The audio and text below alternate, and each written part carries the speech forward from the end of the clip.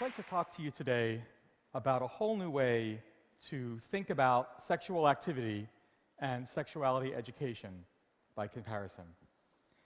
If you talk to someone today in America about sexual activity, you'll find pretty soon you're not just talking about sexual activity, you're also talking about baseball.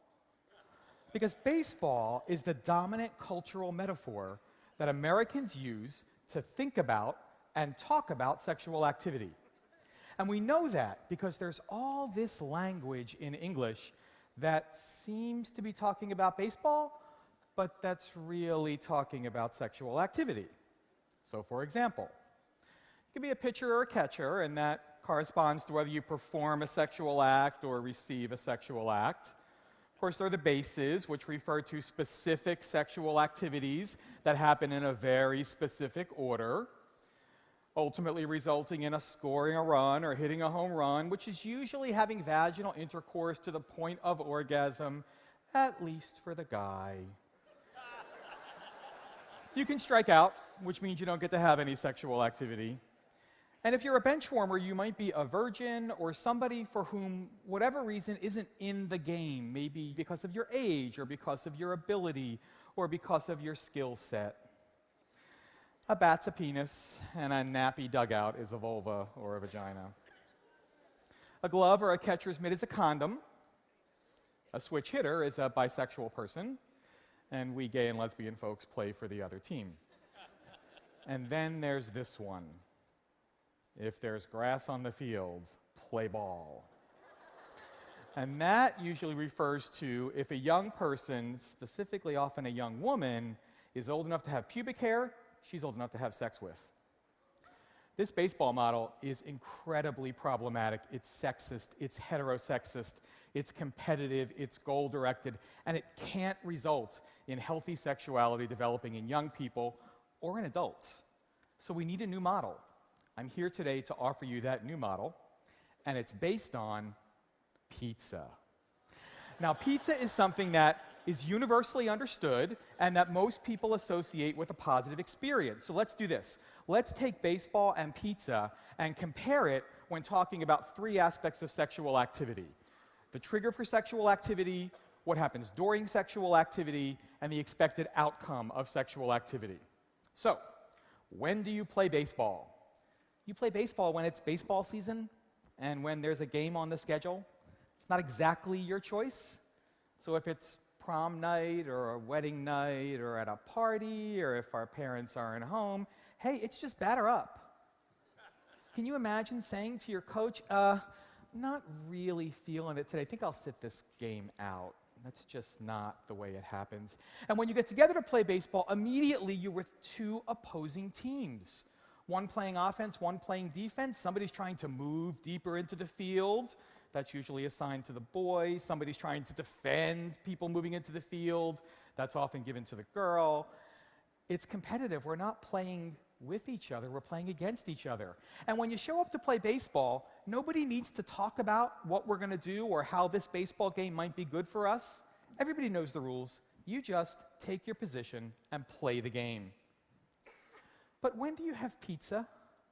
Well, you have pizza when you're hungry for pizza. It starts with an internal sense, an internal desire, or a need. I could go for some pizza. And because it's an internal desire, we actually have some sense of control over that. I can decide that I'm hungry, but know that it's not a great time to eat. And then when we get together with someone for pizza, we're not competing with them. We're looking for an experience that both of us will share that's satisfying for both of us. And when you get together for pizza with somebody, what's the first thing you do? You talk about it. You talk about what you want. You talk about what you like. You may even negotiate. How do you feel about pepperoni? Not so much. I'm kind of a mushroom guy myself. Well, maybe we can go half and half. And even if you've had pizza with somebody for a very long time, don't you still say things like, should we get the usual? Or maybe something a little more adventurous. Okay, so when you're playing baseball, so if you talk about during sexual activity, when you're playing baseball, you're just supposed to round the bases in the proper order, one at a time. You can't hit the ball and run to right field. That doesn't work.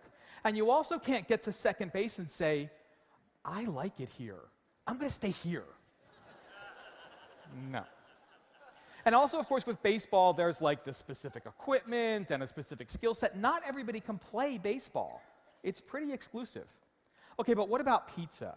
When we're trying to figure out what's good for pizza, isn't it all about what's our pleasure? There are a million different kinds of pizza. There's a million different toppings. There's a million different ways to eat pizza.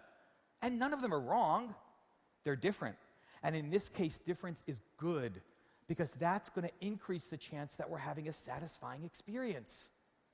And lastly, what's the expected outcome of baseball? Well, in baseball, you play to win. You score as many runs as you can. There's always a winner in baseball, and that means there's always a loser in baseball. But what about pizza? Well, in pizza, we're not really, there's no winning. How do you win pizza? You don't. But you do look for, are we satisfied? And sometimes that can be different amounts over different times or with different people or in different days.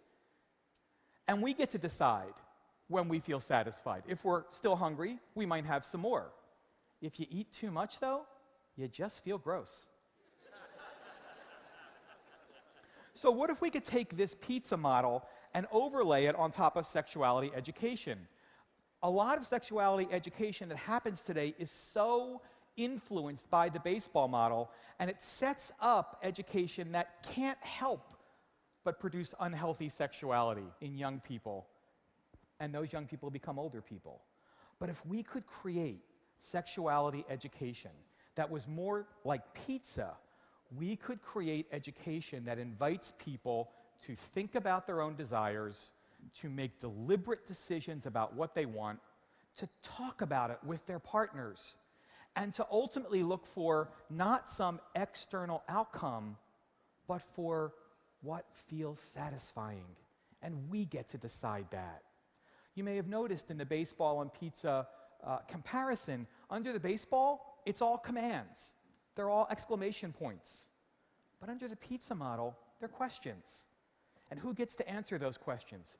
You do. I do. So remember, when we're thinking about sexuality education and sexual activity, baseball, you're out.